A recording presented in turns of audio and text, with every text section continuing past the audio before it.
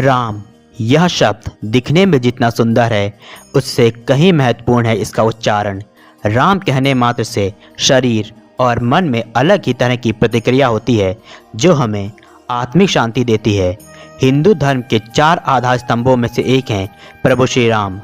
भगवान श्री राम भारत की आत्मा है। वे हर भारतवासी के रोम रोम में बसते हैं। सिर्फ राम को निकाल देने से भारत का संपूर्ण धर्म और संस्कृति मरुस्थल की तरह हो जाता है। यही कारण है पिछले सैकड़ों वर्षों से प्रभु श्री राम और उनसे जुड़े तथ्यों पर लगातार हमले होते रहे हैं। तो चलिए जानते हैं भगवान श्री राम से जुड़े कुछ रोचक और महत्वपूर्ण तथ्य। साथ ही जानेंगे भगवान श्री राम के उन गुणों को जिसे हर मनुष्य को अपने जीवन में उतारना चाहिए। भगवान श्री राम की जन्म तिथि को लेकर कई लोग सवाल उठाते हैं और कहते हैं कि अगर भगवान राम का जन्म हुआ तो कब और किस तारीख को हुआ। हालांकि रामायण में इसका उत्तर मिलता है। रामायण के अनुसार प्रभु श्री राम का जन्म चैत्र मास की शुक्ल पक्ष की नवमी को भगवान राम का जन्म हुआ था। रामायण में भगवान राम के जन्म का समय दोपहर 12:30 बजे के आसपास बताया गया है, पर कुछ लोग आज के अंग्रेजी कैलेंडर के अनुसार तारीख मांगते हैं।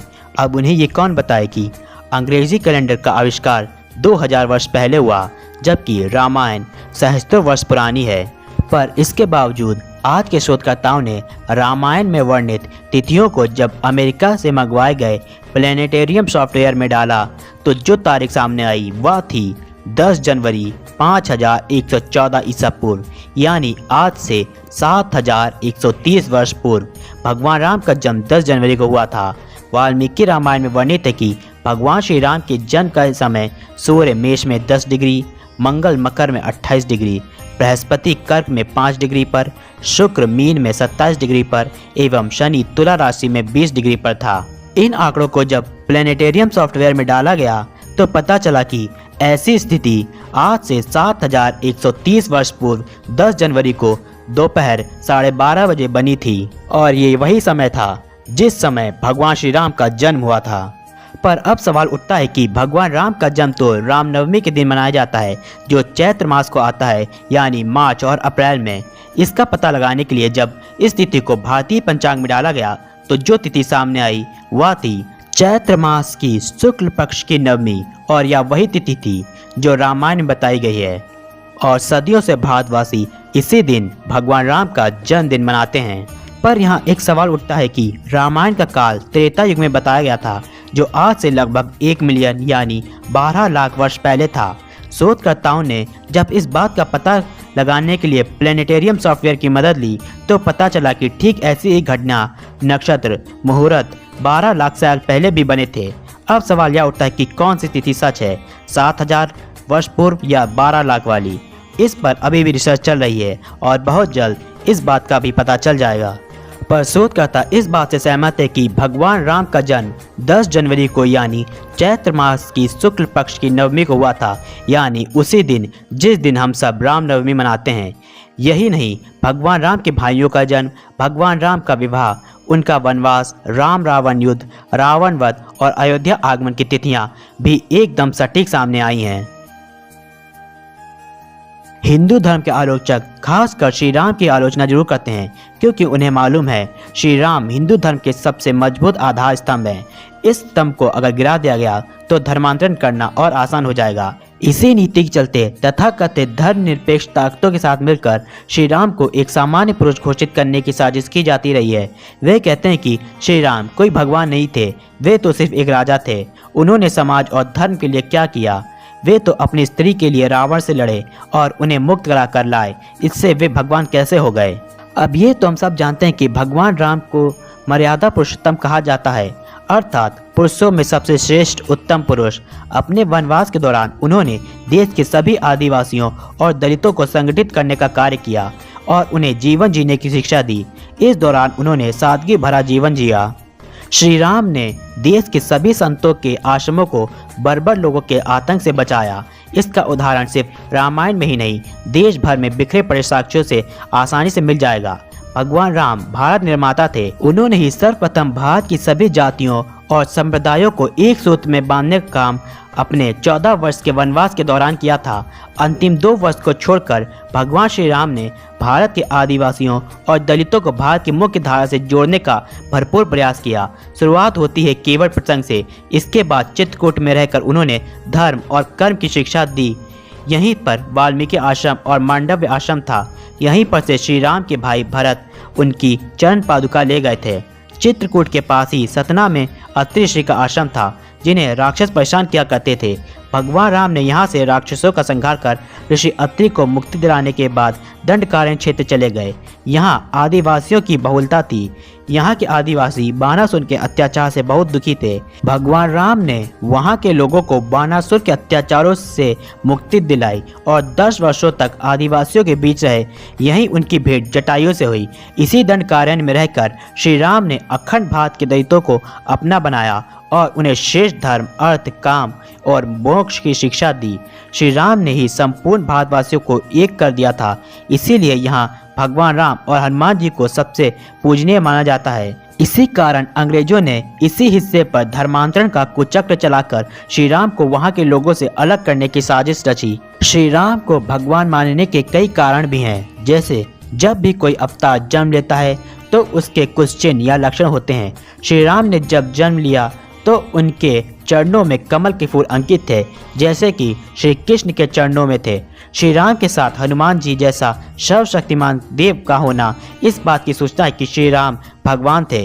रावण जैसा विद्वान और मायावी क्या सामान्य पुरुष के हाथों मारा जा सकता था? इन सब को छोड़ भी दें तो भी ब्रह्म ऋषि वशिष्ठ और विश्वामित्र ने इस बात की पुष्टि की है कि राम सामान्य पुरुष नहीं है, वे भगवान हैं और वह भी भगवान विष्णु के अवतार। वैसे तो श्री राम के काल में कोई ऊंचा या नीचा नहीं होता। भगवान किसी जाति वर्ग के नहीं होते और न ही वे मनुष्य जाति में भेद करते हैं। रामायण काल में जातिगत जो भिन्नता थी वह मनुष्यों के रंग, रूप और आकार को लेकर थी। जैसे वानर, वृक्ष, रक्ष, रूप और किरात जातियाँ मनुष्य से भिन्न थीं। केवट, शबरी, जटायु, सुग्रीव और संपादी आदि से श्री राम के संबंध दर्शाते हैं कि उस काल में ऐसी कोई जातिगत भावना नहीं थी जो आज हमें देखने को मिलती है। श्री राम ने सभी को अपना माना, किसी में कोई भेद नहीं किया। शबरी के जूठे बेर खाना इसका सबसे बड़ा प्रमाण है। यही सब कारण थे कि जब प्रभु राम ने रावण से युद्ध किया तो सभी तरह के लोगों ने प्रभु राम का साथ दिया। श्री राम एक आज्ञाकारी पुत्र होने की सबसे बड़ी मिसाल है। प्रभु राम ने अपनी सौतेली माँ कैकेयी को दिए अपने पिता के वचन के कारण अपना पूरा राज्य त्याग दिया और एक पल भी सोचे बिना कठिन 14 वर्षों के लिए वन में चले गए। वहाँ भी ऐसे समय जब अगली सुबह उनका राज्याभिषेक होने वाला था। वह आसानी से जाने से इनकार कर सकते थे। महाराज दशरथ ने यह तक कह दिया था कि राम उन्हें बंदी बनाकर स्वयं को राजा घोषित कर दें, इससे वे वनों में जाने से बच जाएंगे। पर प्रभु राम ने ऐसा करने से इनकार कर दिया। यहाँ तक श्री राम के भाई लक्ष्मण जी ने प्रभु राम से कहा था कि वह पिता की आज्ञा को न माने। इस पर भगवान राम ने लक्ष्मण जी को समझाते हुए कहा था कि पिता चाहे कैसा भी हो, वह कैसा भी व्यवहार करे, एक पुत्र का कर्तव्य होता है वह उनकी सेवा करे और उनकी हर आज्ञा का पालन करे। ये तो हम सभी जानते हैं कि भगवान श्री राम और गौतम बुद्ध दोनों ही भगवान विष्णु के अवतार हैं। पर क्या आप जानते हैं भगवान राम गौतम बुद्ध के पूर्वज थे? पुराणों के अनुसार वैवस्वत मनु के 10 पुत्र थे। उनमें से एक इक्ष्वाकु कुल में रघु हुए। इन्हीं रघु से रघुवंश की नींव पड़ी। इसी रघुवंश में आगे चलकर भगवान राम का जन्म हुआ। श्री राम के 2 पुत्र हुए, लव और कुश। कुश की 50वीं पीढ़ी में शल्य हुए, जो महाभारत युद्ध में कौरव पक्ष की ओर से लड़े थे। शल्य की 25वीं पीढ़ी में सिद्धार्थ हुए, जो शाह के पुत्र सुधोधन के बेटे थे। इन्हीं सिद्धार्थ का नाम आगे चलकर गौतम बुद्ध हुआ। गौतम बुद्ध ने ही बौद्ध धर्म की स्थापना की थी। भगवान राम भगवान शिव के बहुत बड़े भक्त थे। वे कहते थे, शिव द्रोही मम दास कहावा, सो नर मोहि सपनेहु नहीं पावा। अर्थात जो शिव का द्रोह कर मुझे प्राप्त करना चाहता है वह सपने में भी मुझे प्राप्त नहीं कर सकता। भगवान शिव श्री राम के इष्ट हैं एवं श्री राम भगवान शिव के इष्ट हैं। ऐसा संयोग इतिहास में और कहीं नहीं मिलता कि उपास्य और उपासक में परस्पर इष्ट भाव हो। इसी स्थिति को संत जन परस्पर देवो भव का नाम देते हैं। भगवान राम जहाँ भी रुकते थे वे अपने हाथों से शिवलिंग बनाकर भगवान शिव की पूजा आराधना करते थे। जब भगवान श्री राम ने लंका पर चढ़ाई करने के लिए राम सेतु का निर्माण कार्य आरंभ कराया, तब उन्होंने रामेश्वरम में शिवलिंग का निर्माण कर भगवान शिव की आराधना की। भगवान राम ने कहा था कि रामस्य ईश्वर यह सः, अर्थात जो राम के ईश्वर हैं, मैं शिव जी का सेवक हूँ। शिव जी मेरे स्वामी हैं, इसलिए रामेश्वर हैं। तब शिव जी ने कहा, रामेश्वर का अर्थ ऐसा नहीं है, मैं राम का ईश्वर नहीं, राम मेरे ईश्वर हैं, मैं तो राम का सेवक हूँ, राम नाम जप किया करता हूँ। रामेश्वर का अर्थ यह है कि रामा ईश्वरो यस्य सः रामेश्वरा, राम जिसके स्वामी है उनको रामेश्वर कहते हैं। दोनों में बहस छिड़ गई। भगवान शिव कहते कि राम मेरे स्वामी है, मैं सेवक हूँ। भगवान राम कहते भगवान शिव मेरे स्वामी है, मैं सेवक हूँ। ऋषियों ने निर्णय किया कि आप दोनों एक ही हैं, आप दोनों हरिहर हैं। भगवान राम ही शिव हैं और भगवान शिव ही भगवान राम। ऐसा दृश्य और कहीं देखने को नहीं मिलता कि दोनों ही एक दूसरे के उपासक हैं और दोनों ही एक दूसरे के इष्ट।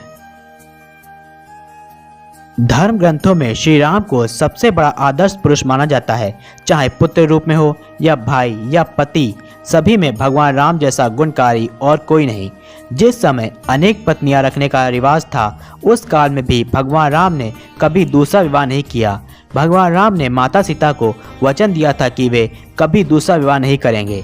वहीं वाल्मीकि रामायण के अनुसार जब वनवास समाप्त होता है तो भगवान राम पहले हनुमान जी को अयोध्या भेजते हैं, यह जानने के लिए कि भरत राज्य को रखना चाहते हैं कि नहीं। भगवान राम को लगा कि मेरे आने से भरत सारा राज्य मुझे दे देंगे, भले ही उन्हें राज्य रखना हो, और वे वहां पहुंच अपने भाई को निराश नहीं करना चाहते।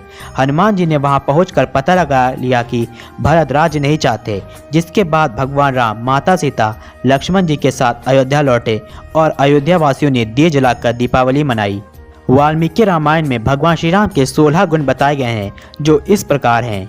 गुणवान, किसी की निंदा न करना, धर्मज्ञ, कृतज्ञ, दृढ़ प्रतिज्ञ, सदाचारी, सभी प्राणियों के रक्षक, विद्वान, सामर्थ्यशाली, प्रियदर्शन, मन पर अधिकार रखने वाले, क्रोध को जीतने वाले, कांतिमान, वीर्यवान, युद्ध में जिसके क्रोधित होने पर देवता भी डरें, और सत्यवादी।